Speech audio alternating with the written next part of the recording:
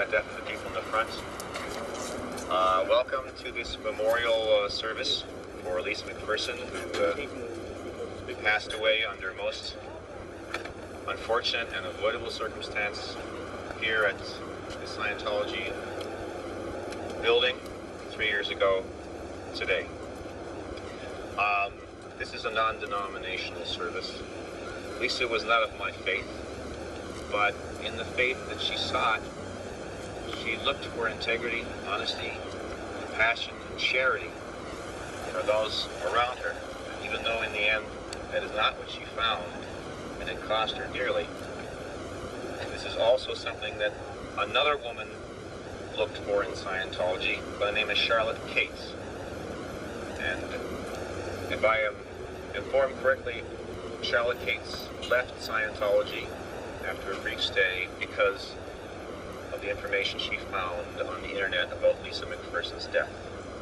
And so Charlotte has written a very from the heart poem that I've been asked to read.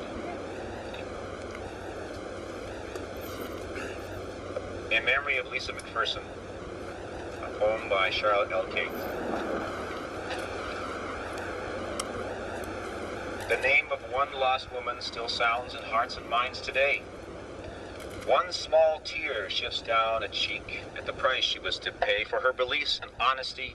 Her friends and comrades dear imprisoned her and locked her there to keep her and hold her here. There's a mourning veil hanging over the Fort Harrison today, a stain of blood and wrongful trust that cannot be washed away. The records betray her. The voices of friends speak heavily of tech, and the policies were followed, and the standard applied and run to full effect. As management watched and the seniors stood close, as in isolation she lay, run down, run on, as crying and dying to force her fears and tears away. One sad story, but repeated, hidden so many times, the lies that bury deep the dead and cover up Scientology crimes. Amen. Across the nation and around the world, these crimes are codified.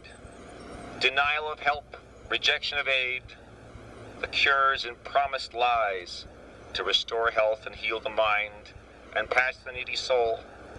But all that comes is loss and hurt and illusions that take their toll. They've been disconnected, introspected. Angels do cry, the children's rendered hopeless under happy valley sky.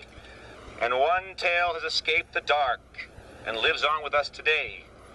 The name of Lisa lingers on, and in her name we pray. We pray for freedom for those trapped inside, freedom from lies and theft and hate, freedom from the dark of night and from the bitter fate, freedom to have to live, freedom to think, freedom for health and to survive, freedom to leave, freedom to love, freedom to speak and write and thrive. The freedoms they deny inside are the freedoms that we all hold dear. Scientologists deserve them as well, despite their leaders' fears, that given the choice they will go free and away from the land of lies that imprisons them and holds them down and off into Hubbard's blue skies. And in her case, inside Scientology's mecca of the tech, a prison for the soul and the mind and wrought large to great effect, became the prison of her body too, disregarded and denied, her body insect-bitten, forsaken, destroyed by standard tech's lies. The words of Hubbard, sacred tech inscribed in volumes read, prescribed her isolation, her imprisonment in bed, forbade her to speak or to be spoken to, and forbade her to leave.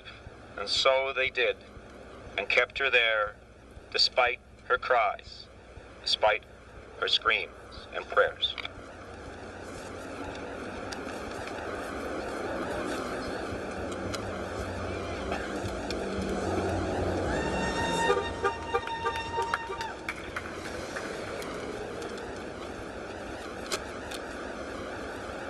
The countless victims still call out for justice, and in her name we stand to carry the torch, the banner of freedom for every woman and man trapped in the prisons for bodies, souls, and minds, trapped in the worlds of pain, Hubbard's illusions for his gain.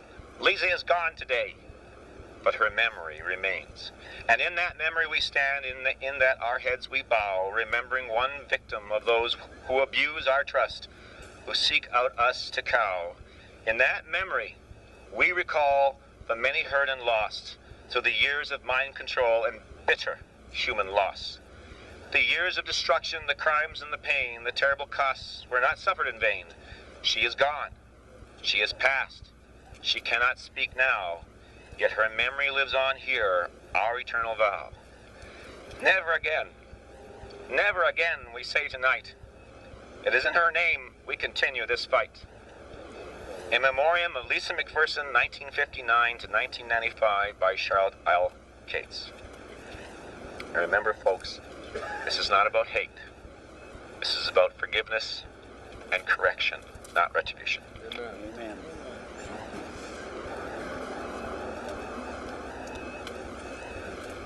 I believe our pipers do now.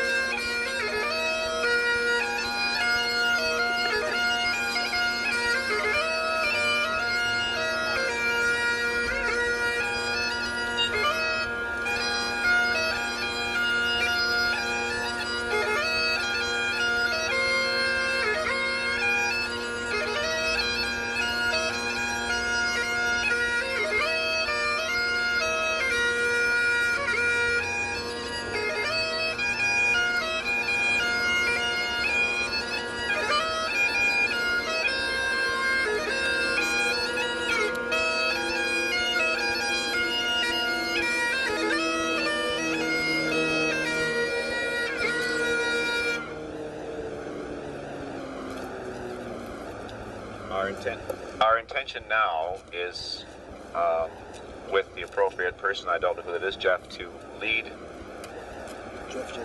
Jeff? We're going to do one more song?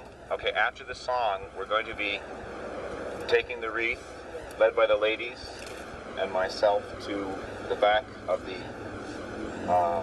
Lord Harrison, and opposite that wall behind room 174, where Lisa went through her 17-day trial. We'll place the wreath, and then we'll ask.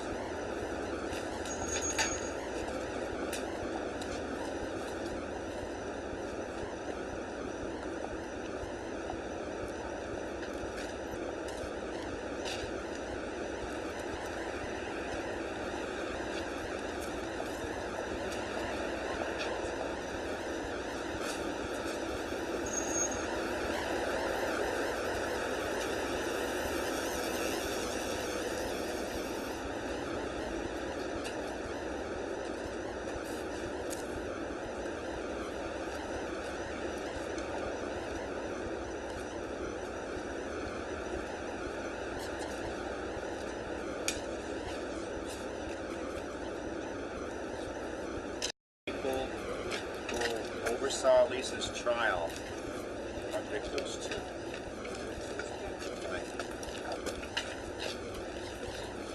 Pardon me a minute.